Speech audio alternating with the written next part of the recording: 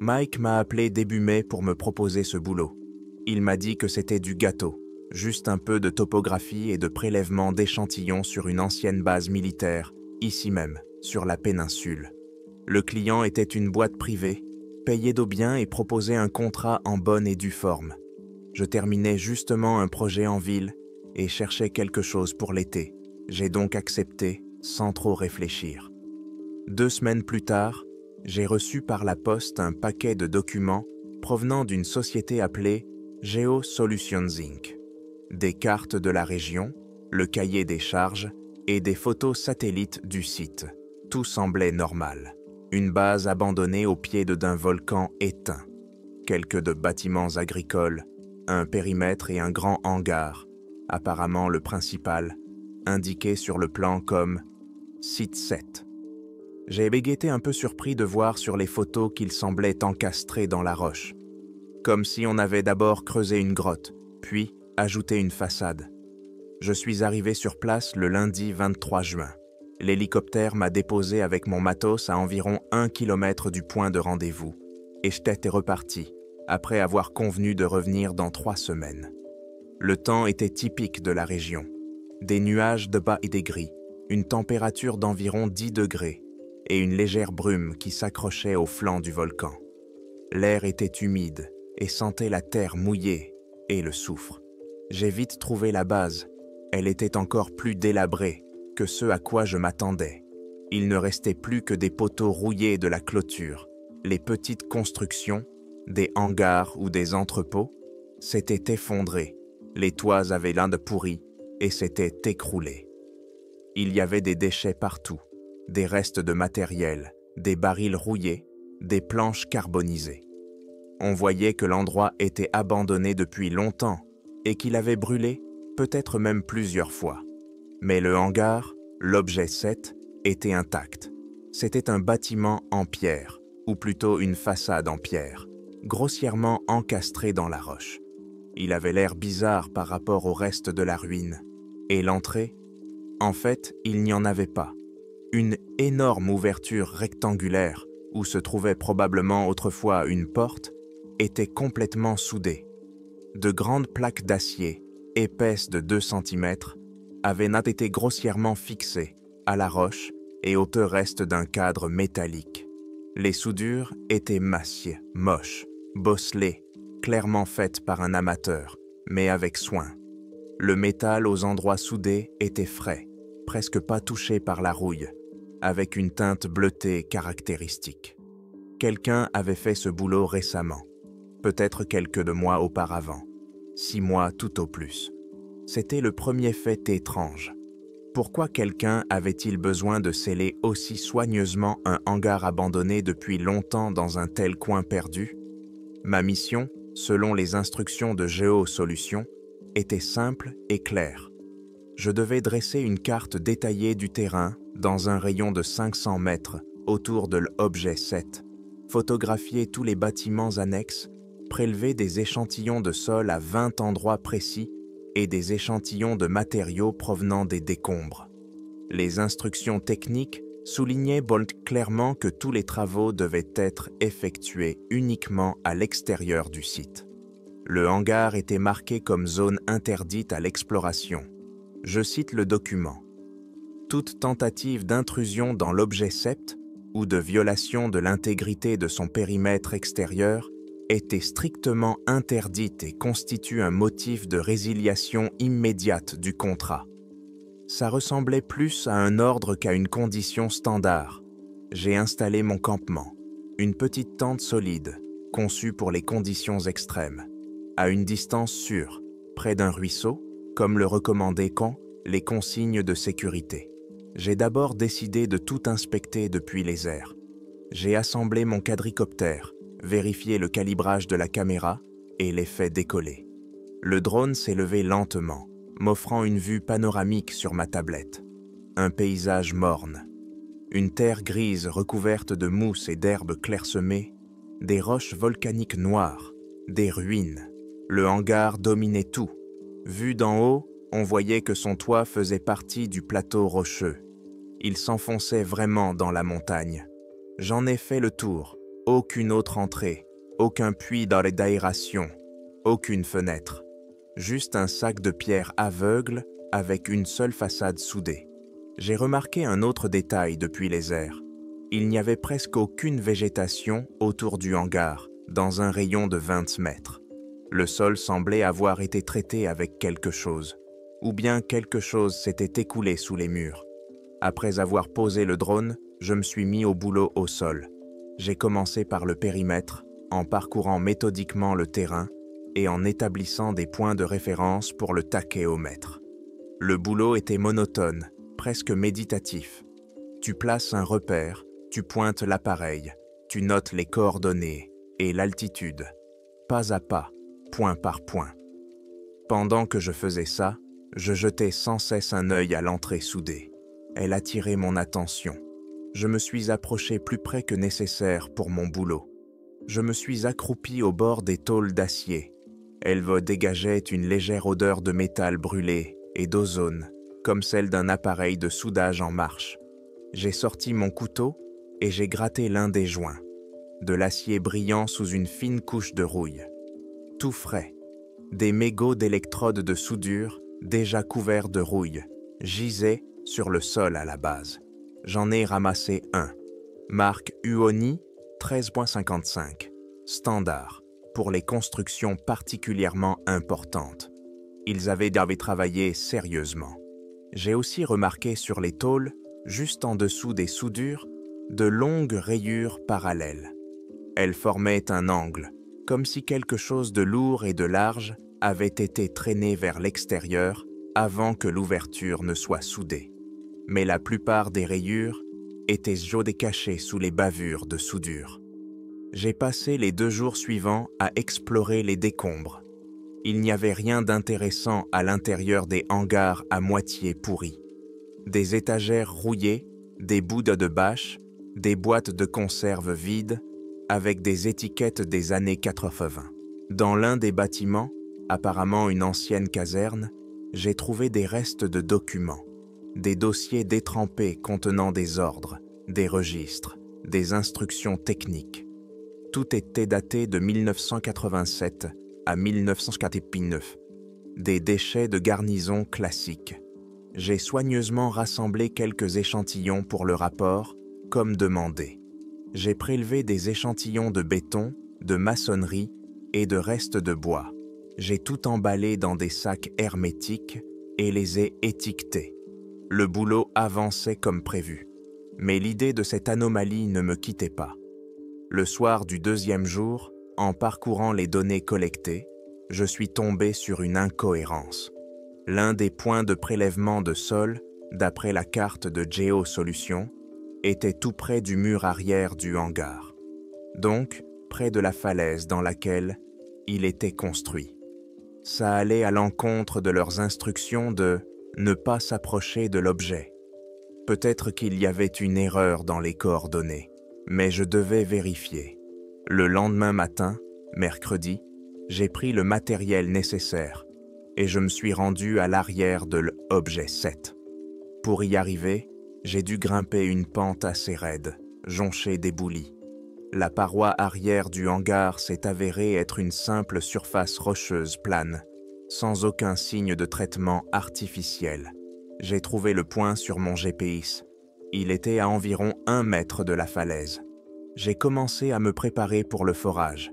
Il fallait prélever des échantillons à une profondeur d'1 mètre. Le sol était différent ici, plus dense, plus caillouteux. Et encore une fois, presque aucune végétation. Pendant que je m'occupais de la foreuse, j'ai remarqué quelque chose au pied de la falaise. Une petite fissure, bouchée par des pierres et des débris. Il en émanait une odeur froide et bizarre. Ce n'était ni le soufre, ni l'humidité.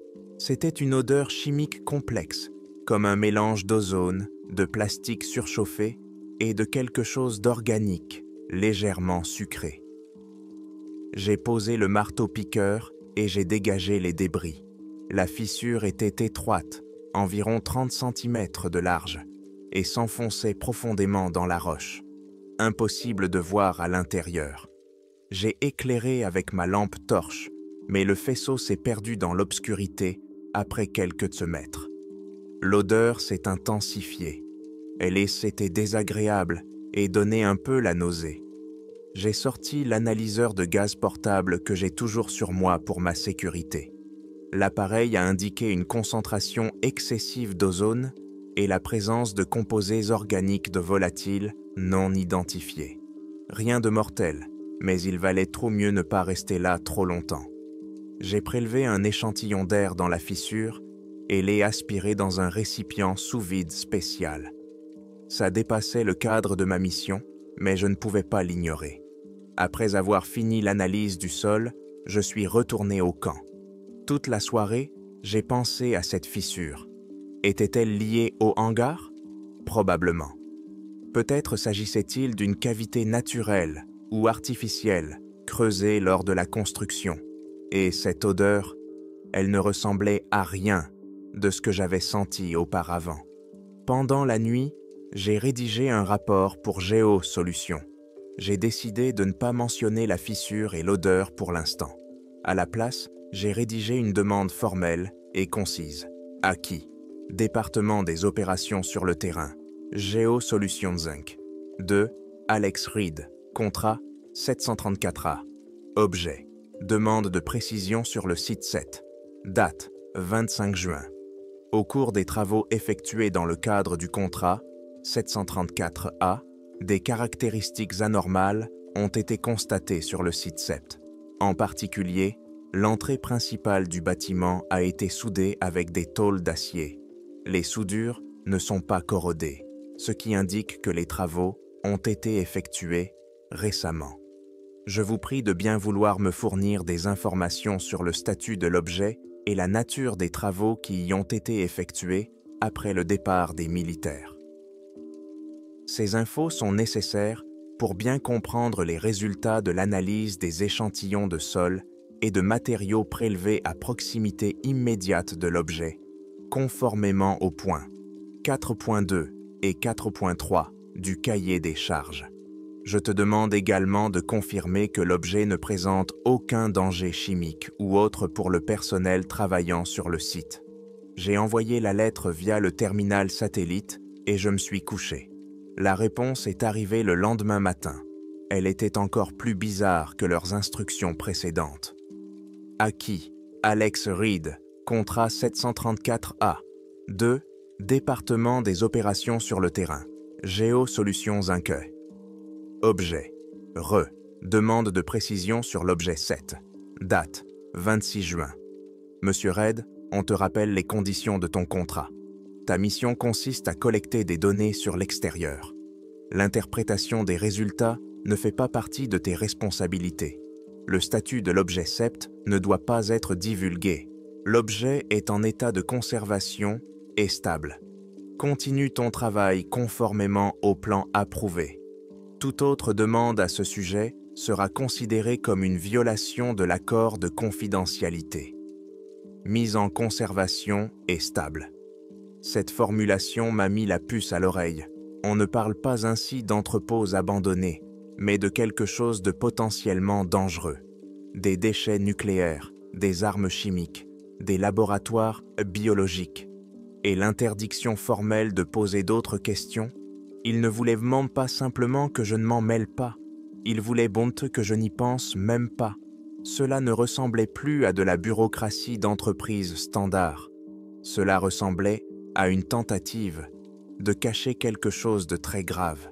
Et j'étais à quelques centaines de mètres de ce quelque chose, seul, complètement isolé. Ma curiosité a laissé place à une inquiétude froide et calculatrice. J'ai décidé que j'avais besoin de plus d'infos, mais qu'il fallait agir avec plus de prudence. J'ai décidé d'utiliser un géoradar. C'est un équipement standard pour étudier la structure du sol, mais il pouvait aussi servir à scanner les murs du hangar. Officiellement, je n'enfreignais pas l'ordre de ne pas pénétrer à l'intérieur.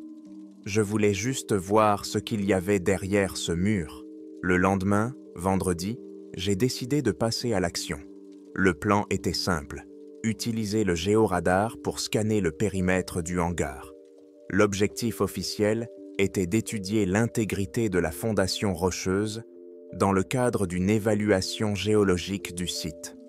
C'était une couverture assez convaincante si GeoSolutions décidait soudainement de vérifier les journaux de mes travaux. Le vrai but était d'essayer de comprendre ce qui se trouvait derrière les murs. Le géoradar, ou GPR, n'est pas un appareil de radiographie. Il envoie des ondes radio dans le sol ou dans un autre milieu et enregistre les signaux réfléchis par les limites des couches ou des objets de densité différentes. L'image obtenue est là floue, plus un schéma qu'une photo, mais elle peut en dire long à un spécialiste. J'ai sorti mon GPR de ma mallette, un petit boîtier de commande avec un écran et une antenne de 200 mHz qui ressemble à une grosse boîte en plastique qu'il faut traîner par terre. J'ai commencé par le mur latéral du hangar, là où la roche l'était la plus abrupte. Le processus était lent. J'ai tracé une ligne droite de 50 mètres à la craie et j'ai lentement déplacé l'antenne le long de celle-ci en regardant l'écran. Des lignes ondulées en noir et blanc ont commencé à défiler sur l'écran. C'était le radargramme. Les premières de passe n'ont presque rien donné. La roche était super dense, avec beaucoup de métaux, ce qui bloquait beaucoup le signal. Je voyais la structure de la roche jusqu'à 3 ou 4 mètres de profondeur.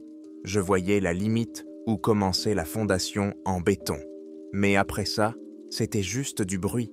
Le signal ne passait tout simplement pas à l'intérieur du hangar. J'ai essayé une autre antenne plus puissante, mais c'était pareil. Le mur était trop épais. J'ai passé presque toute la journée là-dessus. Déçu, j'étais sur le point de ranger mon matos quand une autre idée m'est venue. La roche était trop épaisse, mais qu'en était-il de l'entrée soudée? Les tôles reflèteraient bien sûr une grande partie du signal, mais elles étaient beaucoup plus fines que la roche. Et s'il y avait un espace, un vide, juste derrière, un contraste net devrait apparaître sur le radargramme. C'était une violation flagrante de l'ordre de ne pas s'approcher de l'entrée principale, mais j'ai décidé de prendre le risque. J'ai déplacé l'équipement vers la façade. Je me sentais mal à l'aise de travailler juste devant cette horrible cicatrice d'acier. À plusieurs reprises, je me suis arrêté et j'ai regardé les pentes désertes du volcan, même si je savais qu'il n'y avait personne à des dizaines de kilomètres à la ronde. J'ai réglé les paramètres de balayage pour le métal et j'ai commencé le premier passage en déplaçant lentement l'antenne horizontalement le long du bord inférieur des tôles d'acier. Comme je m'y attendais, l'écran s'est rempli d'un reflet puissant et brillant provenant de la surface, ce qu'on appelle le bella bruit de surface. Mais j'ai continué méthodiquement, bande après bande, en balayant toute la surface de l'ouverture soudée. Ça m'a pris environ 1 heure. Une fois terminé, j'ai rangé mon matos et je suis retourné à la tente, sans même essayer d'analyser les données sur place. J'avais besoin de calme et du grand écran de mon ordinateur portable. Le soir, à la lumière d'une lampe LED, j'ai transféré les fichiers de balayage sur mon ordinateur. J'ai lancé le programme de traitement, appliqué quelques de filtres standards pour éliminer le bruit de surface et amplifier les réflexions faibles. Le premier radargramme traité par le programme ressemblait à un mélange de taches grises et blanches. Mais ensuite, j'ai utilisé un algorithme de filtrage plus agressif et la structure a commencé à apparaître. Juste derrière les tôles d'acier, comme je m'y attendais, il y avait un vide, d'une profondeur d'au moins 15 à 20 mètres, à en juger par le retard du signal. C'était l'espace intérieur du hangar. Et puis, j'ai vu quelque chose qui m'a donné des frissons dans le dos. Dans cet espace vide, à environ 1 mètre de l'entrée soudée, le radar montrait des rangées d'objets verticaux bien nets. Ils étaient espacés de manière régulière, formant des passages rectilignes. Leur capacité de réflexion était élevée, mais pas autant que celle du métal massif, plutôt comme des structures de métallique avec plein de vide. Ils étaient alignés comme des étagères dans un immense entrepôt. Des dizaines, voire des centaines de formes verticales identiques. J'ai agrandi une partie de l'image. L'objet mesurait environ 2 mètres de haut et environ un demi-mètre de large. Sa forme était trop régulière pour être des débris de machines ou des déchets. C'était une structure ordonnée et symétrique. Je ne comprenais pas ce que c'était, mais l'aspect de ces rangées silencieuses et régulières, cachées derrière une épaisse couche d'acier, était inquiétant. Cela ne ressemblait pas à un entrepôt de pièces détachées ou de denrées alimentaires. Cela ressemblait à un entrepôt de quelque chose de standardisé. Le lendemain matin, j'ai décidé de vérifier une autre hypothèse. En fouillant les décombres, je suis tombé sur les restes d'un petit bâtiment où, à en juger par la base en béton, se trouvait un mécanisme. Après l'avoir examiné rapidement, j'ai remarqué que le générateur diesel qui se trouvait à côté était étonnamment en bon état pour une base abandonnée. J'ai décidé d'y retourner pour l'examiner de plus près. Je l'ai retrouvé sans difficulté. C'était un énorme groupe électrogène militaire, un DG-100 d'une puissance de 100 kW. Ce genre de machine pouvait alimenter un petit poste de commandement. Son châssis était rouillé, mais pas de façon critique. J'ai fait le tour et j'ai vu ce que je cherchais. Un gros câble blindé partait du tableau de distribution du générateur et s'enfonçait dans le sol. Il était en partie caché sous une couche de terre et de pierre, mais j'ai pu suivre son chemin. Il allait droit vers le hangar. Il était clair que ce générateur était destiné à alimenter quelque chose à l'intérieur de l'objet 7. Je me suis approché du tableau de distribution sur le générateur lui-même. La petite porte métallique était fermée par un cadenas. Et ce n'était pas un vieux cadenas soviétique couvert de rouille, mais un cadenas moderne, brillant, fabriqué en Chine. Quelqu'un l'avait remplacé.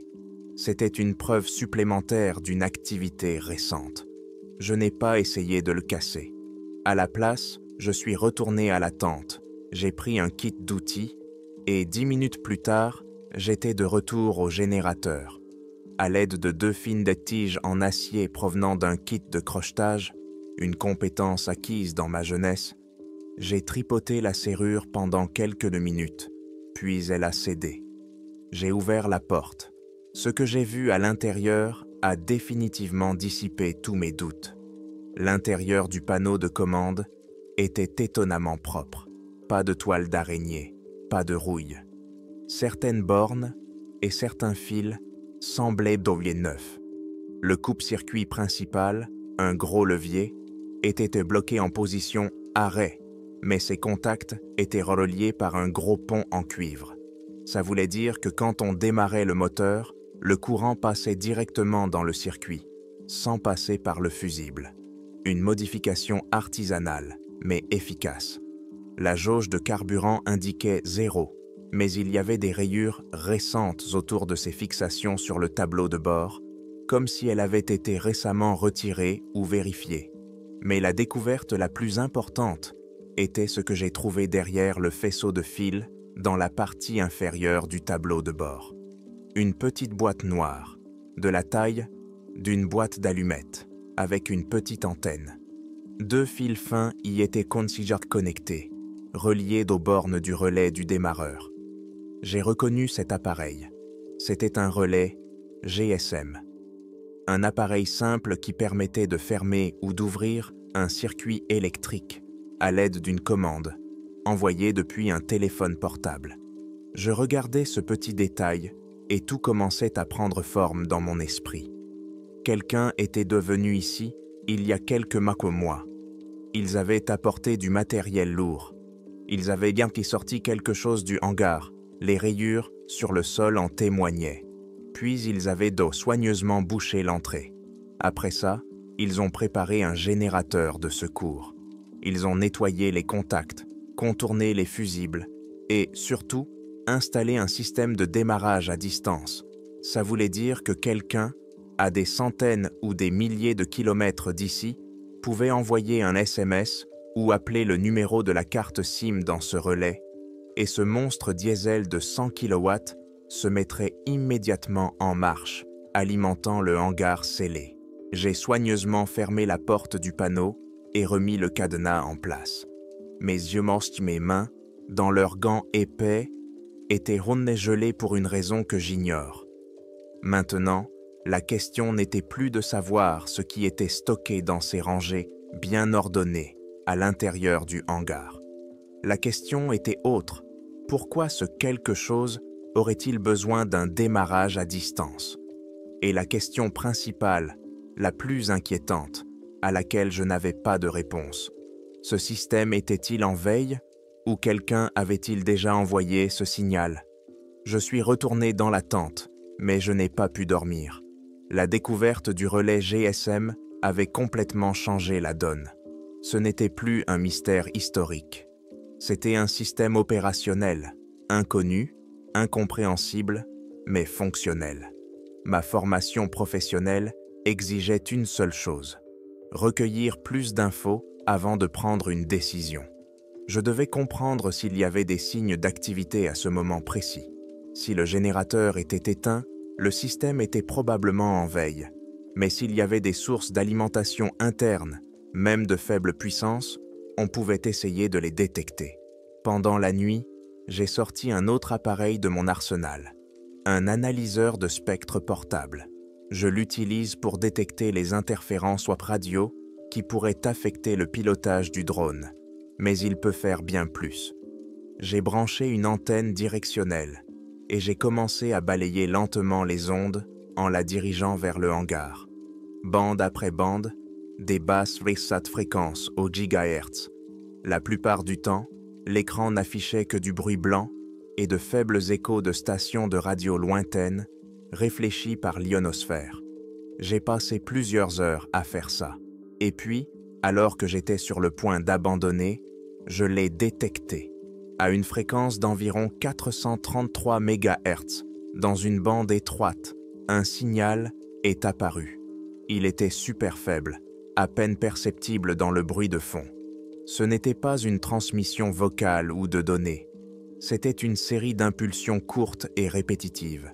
Une série de 5 pics, puis 17 secondes de silence, puis, à nouveau, une série de 5 pics. Le cycle se répétait avec une précision parfaite.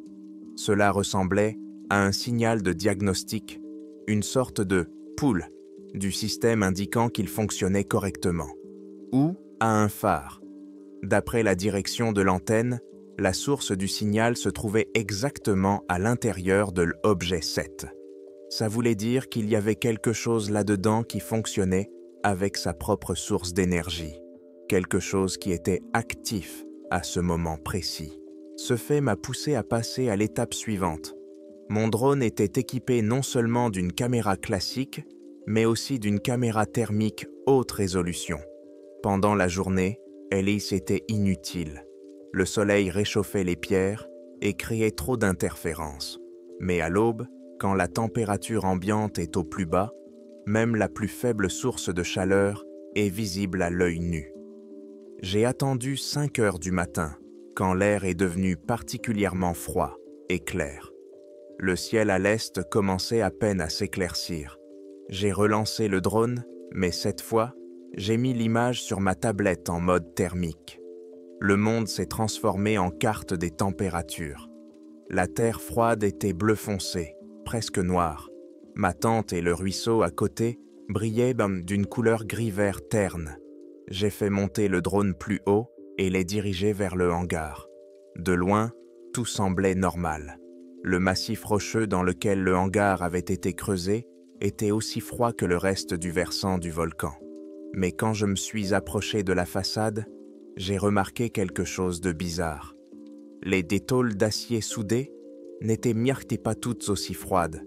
Sur leur fond bleu foncé, on voyait des bandes plus chaudes, à peine visibles, qui s'étendaient verticalement. Elles étaient super pâles et leur température était peut-être quelques dixièmes de degrés plus élevée que celle du reste du métal. Mais elles étaient bien là. Il y en avait plein, et elles étaient alignées, en rangées régulières, exactement là où le géoradar avait détecté la présence d'objets verticaux mystérieux. Quoi que ce soit, ça générait de la chaleur. Pas beaucoup, mais en continu. C'était une preuve irréfutable. Le système n'était pas simplement allumé, il fonctionnait. Ça suffisait. J'ai posé le drone et je suis allé vers le terminal satellite. Il était inutile et, comme je le comprenais maintenant, dangereux d'informer le client. GeoSolutions faisait partie du problème, pas de la solution. J'ai appelé Mike. C'était la seule personne en qui j'avais confiance. Il a de l'eau répondu après la 3e sonnerie. Il avait l'air en forme. « Alex, salut. Alors, comment ça se passe ta géologie? » « Mike, c'est à propos du boulot. Les choses ne se passent pas comme tu me l'avais dit. » Je lui ai rapidement exposé les faits, sans m'emporter. Je lui ai parlé de l'entrée soudée, des résultats du scan GPR, du générateur à démarrage à distance et des données que je venais de recevoir de la caméra thermique. Il y eut un silence à l'autre bout du fil. « Mike, tu m'entends? » « Oui, » répondit-il d'une voix différente, sourde et tendue. « Alex, répète-moi ce que montre la caméra thermique. » Des bandes de chaleur verticales, faibles, disposées en rangées. Le silence se prolongea, encore plus long cette fois. Je l'entendais respirer difficilement. « Alex, écoute-moi très attentivement, » dit-il enfin. « Rassemble tout ton équipement, tout ce qui a de la valeur, laisse la tente si nécessaire. Rends-toi au point d'évacuation, celui qui est indiqué dans le contrat, et appelle l'hélicoptère. Dis-leur que le travail a été terminé en avance. Ne dis rien de ce que tu as trouvé. Pas un mot au client. Tire-toi de là. Mike, qu'est-ce qui se passe? C'est quoi cet endroit? Je ne peux pas parler au téléphone. Fais ce que je te dis. Fiche le camp de là. Ces types, GeoSolutions, ce n'est pas une boîte avec laquelle on rigole. C'est juste une façade. Qu'est-ce que tu veux dire? Alex, pars. Quand tu seras en sécurité, appelle-moi. Je t'expliquerai tout. Et il raccrocha. La panique de Mike, un homme que je connaissais comme étant d'un calme olympien, m'affecta plus que toutes mes découvertes. La logique me disait de suivre son conseil, mais il y avait une chose que je devais faire avant de partir. Un dernier essai. Cette odeur bizarre qui venait de la fissure dans la roche derrière le hangar. Je devais prélever un échantillon de la substance qui la dégageait. C'était irrationnel, mais j'avais besoin d'au moins un fragment matériel de ce mystère. J'ai pris un kit de prélèvement, une lampe puissante et je me suis précipité vers l'arrière du hangar. L'odeur était toujours là, la même odeur douceâtre et chimique, nauséabonde. J'ai éclairé la fissure. Maintenant que je savais qu'il y avait quelque chose à l'intérieur, j'ai regardé plus attentivement. J'ai enfoncé ma main gantée aussi loin que possible, essayant de trouver la source de l'odeur. Mes doigts ont touché une substance humide et visqueuse qui recouvrait les parois de la fissure. Elle ressemblait à une graisse épaisse de couleur sombre. J'ai prélevé plusieurs échantillons sur un tampon stérile et les ai placés dans un flacon hermétique. En retirant ma main, je touchais quelque chose d'autre, quelque chose de dur et de souple. Je changeais l'angle de la lampe torche et éclairais plus profondément. Et je le vis. Le long de la fissure, s'enfonçant dans la roche, s'étendait un faisceau de câbles. Ils étaient et modernes, ressemblant à des câbles torsadés pour la transmission de données, recouverts d'une isolation en plastique noir. Mais ce n'était pas ça qui était bizarre. Ce qui était bizarre, c'était ce dans quoi ils étaient enveloppés. Pour plus de protection ou d'isolation, ils étaient enroulés dans une bande d'un matériau quelconque. C'était clair, presque blanc, avec une teinte jaunâtre. On aurait dit de la peau grossièrement travaillée ou du parchemin. Mais toute sa surface était recouverte d'une fine couche duveteuse, ressemblant à de la moisissure sombre. Et dans cette peau, à intervalles réguliers, étaient enfoncés de petits disques durs d'environ 1 cm de diamètre.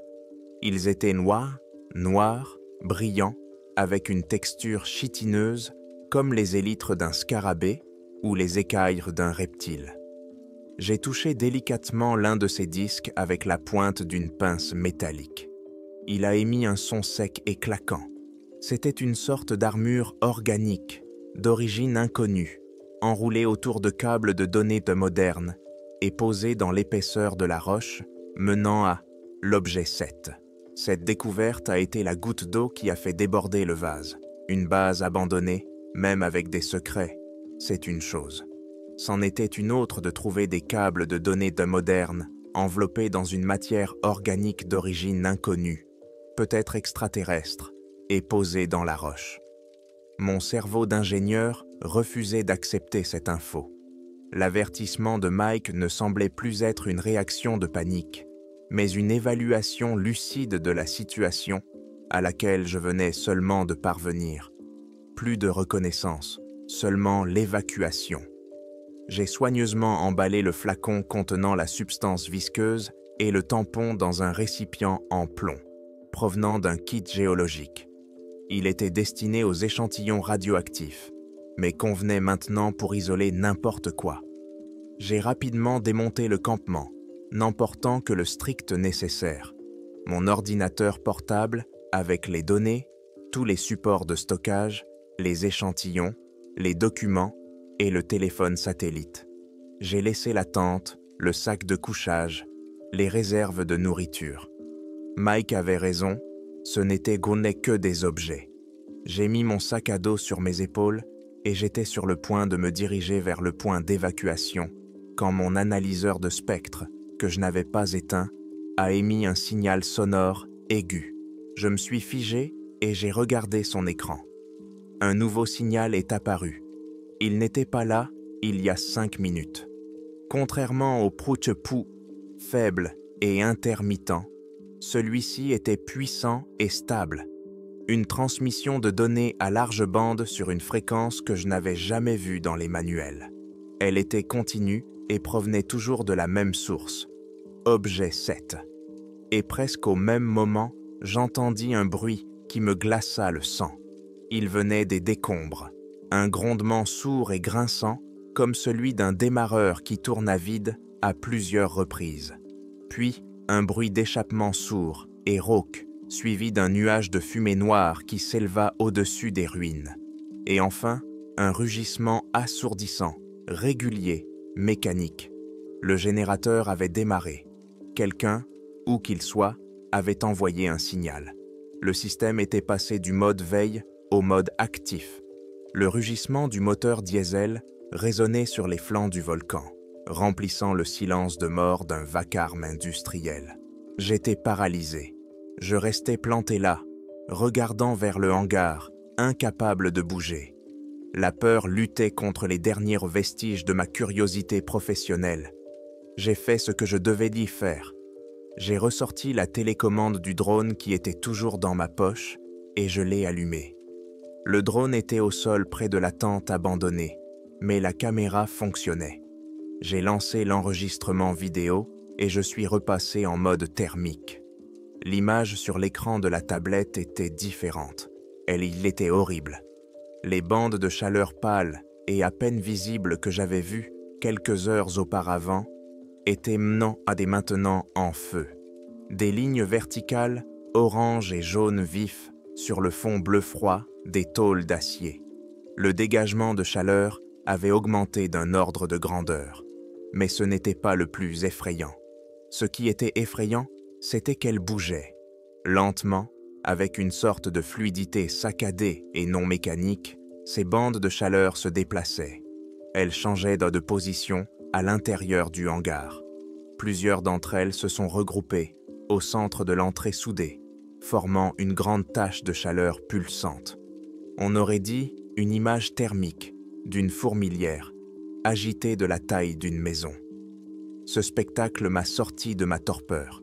J'ai éteint ma tablette, je l'ai mise dans mon sac à dos et je me suis mis à courir. Je ne me suis pas retourné. J'ai couru à travers la toundra volcanique, sautant par-dessus les rochers, sans chercher mon chemin, me guidant uniquement à l'aide de ma boussole. Le rugissement du générateur me poursuivait. Il était partout. On aurait dit qu'il venait de la terre elle-même. Après 1 heure de marche rapide, puis de course, j'ai atteint le point d'évacuation, une petite plateforme marquée sur ma carte. J'ai sorti mon téléphone satellite. Mes mains tremblaient jamais, mais ma voix était étonnamment calme. J'ai appelé la compagnie d'hélicoptères. J'ai dit que le travail sur le terrain était terminé plus tôt que prévu, et j'ai demandé une évacuation immédiate en invoquant une détérioration imprévue et soudaine des conditions météorologiques. On m'a répondu que l'hélicoptère serait là dans 2 heures. Ces 2 heures ont été les plus longues de ma vie. J'étais assis derrière un gros rocher, dos à la base, et je regardais le ciel gris, à l'affût du moindre bruit. Le rugissement du générateur était audible jusqu'ici. Il était plus faible, mais ne s'arrêtait pas une seconde. L'hélicoptère est arrivé à l'heure. Pendant tout le vol jusqu'à la ville, je suis resté silencieux, regardant par le hublot les paysages sans vie qui défilaient en dessous. Une fois atterri, je ne suis pas allé à l'hôtel. J'ai trouvé un taxi et je me suis directement rendu dans un grand centre régional à quelques heures de route. De là, j'ai appelé Mike. Je me suis échappé, ai-je dit sans préambule. Le générateur a démarré. Ce truc s'est mis en marche. Au bout du fil, il y a eu un silence. La voix de Mike était fatiguée. « Dieu merci, où es-tu ?»« En ville, à l'hôtel. Reste là et ne bouge pas. J'arrive demain. Et Alex, débarrasse-toi de tout. Des échantillons, des données sur ton ordinateur portable. Formate les disques durs. Ça ne vaut pas le coup de s'embarquer là-dedans. Fais-moi confiance. » « Mike, tu dois me dire de quoi il s'agit. » Il poussa un profond soupir. « Ce n'est pas juste une base militaire, c'est une prison, ou plutôt un centre d'isolement. Quand ils ont creusé des puits pour une centrale géothermique dans les années 60, ils ont découvert une énorme cavité dans le volcan, une grotte qui n'était pas reliée à la surface. Et il y avait quelque chose là-dedans, quelque chose de vivant. Je ne connais pas les détails, seulement des rumeurs. Au début, ils ont essayé d'étudier ce qu'ils avaient d'en trouver. Puis, ils ont simplement décidé de le garder secret. Les Soviétiques ont construit ce bunker, l'objet 7, pour sceller l'entrée de la grotte. Et GeoSolutions n'est pas une entreprise, c'est juste une façade, un groupe d'observateurs. Ils n'essaient pas de détruire ça, ils surveillent juste. Parfois, ils doivent de faire des manipulations, retirer quelque chose, isoler quelque chose. C'est probablement ce qu'ils faisaient avant ton arrivée. Et maintenant, on dirait qu'ils l'ont réveillé. Je suis assis dans une chambre d'hôtel sans âme depuis 3 jours. Je n'ai pas effacé les données. Et je n'ai pas jeté l'échantillon. Je suis ingénieur. Je ne peux pas détruire des informations comme ça. J'ai copié tous les fichiers, les radargrammes, les journaux de l'analyseur de spectre, les vidéos de la caméra thermique, sur un disque dur crypté. Une fiole scellée contenant un liquide sombre et visqueux est posée sur la table devant moi. Je n'y ai pas touché. J'ai passé la nuit dernière à analyser le fichier audio, cette puissante transmission de données qui a commencé juste avant le démarrage du générateur. La majeure partie est un bruit numérique complexe que je n'arrive pas à décoder. Mais j'ai passé l'enregistrement dans un programme d'analyse spectrale pour isoler les ondes sonores de base, et le programme a trouvé un motif répétitif. Il était caché profondément dans le signal principal. Ce n'était pas du code machine, c'était une structure acoustique. Le programme l'a comparé à une base de données de sons connus, et il a donné le résultat. Le rapport disait « Signal sonore répétitif détecté, type communication bioacoustique, identification probable, 97%. Signal de détresse, mimétisme, source, espèce d'oiseau inconnu,